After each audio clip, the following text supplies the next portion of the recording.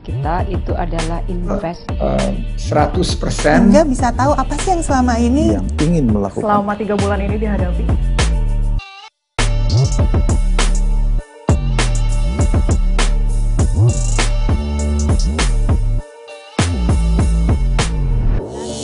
Karena orang itu tampaknya baru ingat pada saat mereka kena sakit. Oke. Pada saat sembuh mereka lupa bahwa mereka sudah sembuh dan mereka diharapkan untuk mendonorkan plasmanya. Ya kan? Ya, karena manfaat dari donor plasma itu banyak loh. Jadi yang pertama itu screening ya, screening terhadap penyakit komorbid apa di screening. Kemudian yang kedua itu screening terhadap penyakit menular. Kemudian juga pemeriksaan kadar antibodi, ya kan? Dan semuanya itu dilakukan free dan ada apresiasi untuk donor karena kita sangat menghargai kebaikan mereka tuh mau menyumbangkan plasmanya.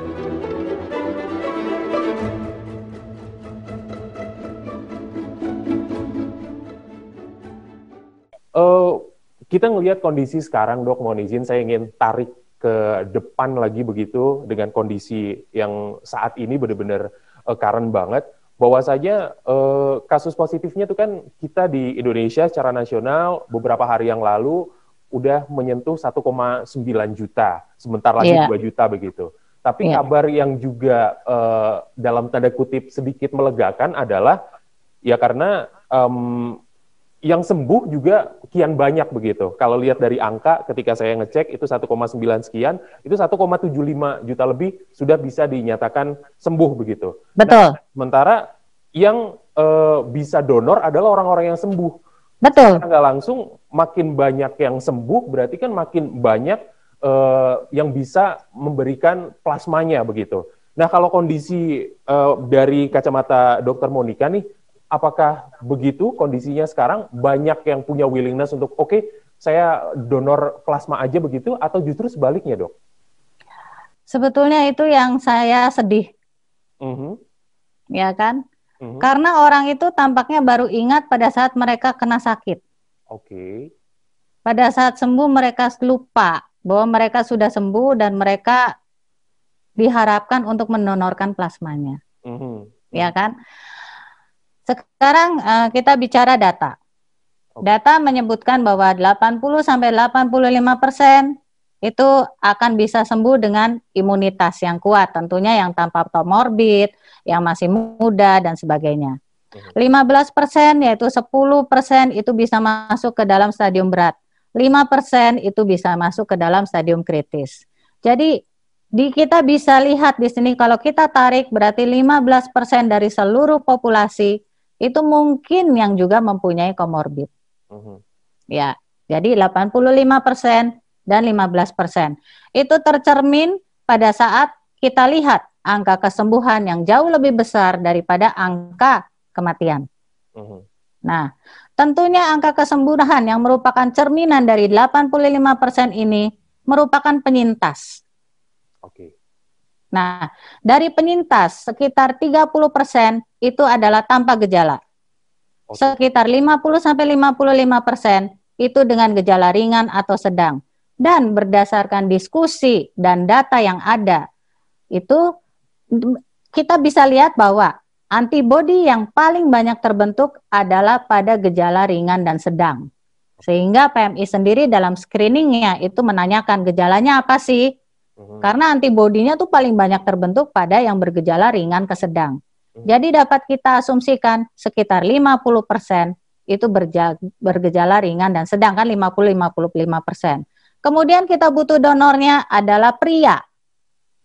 Wanita itu bisa menjadi donor kalau dia belum pernah hamil, belum pernah keguguran dan sebagainya, dan keduanya belum pernah transfusi darah.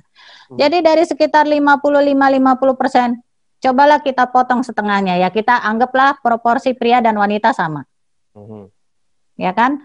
Nah, kita potonglah setengahnya sekitar ya setengah dari 50%. Jadi setengah dari yang sembuh, udah dipotong dengan gejala sedang, udah potong lagi. Itu akan sangat membantu sekali dan bisa mencukupi kebutuhan plasma dari yang 15% ini. Tapi nyatanya? Nyatanya saat ini betul-betul kurang. Jadi saya sebagai sebagai inisiator terapi plasma konvalesen saya memohon dengan sangat bagi para penyintas yang sudah diberikan kesembuhan, baik yang dulunya tanpa plasma ataupun dengan plasma ataupun ya OTG ataupun apapun ya, ataupun dengan gejala ringan atau sedang, kalau bisa berkenan mendonorkan plasmanya ke PMI yang ada di daerah masing-masing. Karena kebutuhan plasma ini sangat luar biasa besar. Dan PMI itu saya tahu banget sudah berusaha semaksimal mungkin, tapi tanpa bantuan dari para penyintas, dan juga penyintas mengajak penyintas lain, itu tidak mungkinlah PMI bisa mengatasi semuanya sendiri. Kita harus bersama-sama gitu. Oke. Saya tahu banget teman-teman saya di PMI itu udah berusaha keras gitu, luar biasa gitu.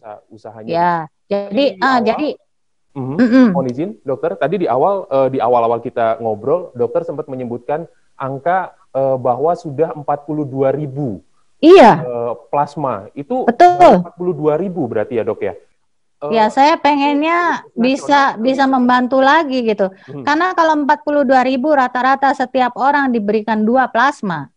Ya kan? Itu 20.000. Iya, sedangkan di Amerika Serikat sendiri udah ratusan ribu yang diberikan plasma. Jadi saya meminta dengan sangat gitu untuk siapapun yang penyintas ataupun yang memang punya keluarga penyintas mendonorkan plasmanya, karena manfaat dari donor plasma itu banyak loh. Jadi yang pertama itu screening terhadap penyakit komorbid di screening. Kemudian yang kedua itu screening terhadap penyakit menular. Kemudian juga pemeriksaan kadar antibodi, ya kan? Dan semuanya itu dilakukan free dan ada apresiasi untuk donor karena kita sangat menghargai kebaikan mereka tuh mau menyumbangkan plasmanya. Dan juga dari data-data yang ada itu kebanyakan kebanyakan multiple donor itu dia itu memiliki antibodinya lebih lama bertahan gitu. Jadi ada efek positifnya juga. Kita selain screening makin sehat, antibodinya makin betah di kita. Jadi jangan berpikir bahwa wah kalau saya jadi donor plasma, saya diambil plasmanya nanti antibodinya habis. Tidak. Tubuh itu memproduksi lagi antibodinya. Saya ingin melihatnya lebih wide begitu karena kondisi ternyata dokter pun bahkan sampai mengajak secara langsung begitu. Kalau dari kacamata Dokter Monica sendiri, sebenarnya apa yang bukan salah ya, tapi apa yang masih bisa dimaksimalkan dari sistem yang ada, terus dari masyarakat yang sebagai penyintas begitu, kenapa mereka tidak menyumbangkan plasmanya saja dengan mudah? Apakah ada yang menghalangi mereka atau semata-mata karena mereka malas aja, Dok? Saya ini hanya sebagai seorang warga negara Indonesia. Semakin kita protes, semakin kita menyalahkan pemerintah, maka kita tidak akan pernah keluar dari masalah ini. Betul. Yang ada adalah kita bantulah pemerintah kita. Karena tidak ada satu pemerintahan di dunia ini yang siap menghadapi ini gitu. Pasti ada lebih ada kurangnya gitu loh. Jadi hargailah usaha pemerintah. Itu yang pertama. Yang kedua, tidak ada sesuatu yang sempurna. Tapi saya juga mengapresiasi apa yang sudah dilakukan oleh pemerintah, oleh PMI, oleh rumah sakit, oleh UTD di rumah sakit, oleh tenaga medis yang mendukung plasma. Nah, mungkin di sini yang masih bisa dimaksimalisasi lagi adalah edukasi, kemudian komunikasi, ya kan? Karena semuanya itu berpangkal pada kedua hal itu. Edukasi. Ya, jadi wah, udah edukasi terus menerus lah. Kita memang saya juga sehari bisa 20-30 menjelaskan sampai saya bikin flyer kecil-kecil itu. Jadi tinggal orang tanya kita tinggal jelaskan. Karena yang penting kita menuntun orang menemukan jalannya.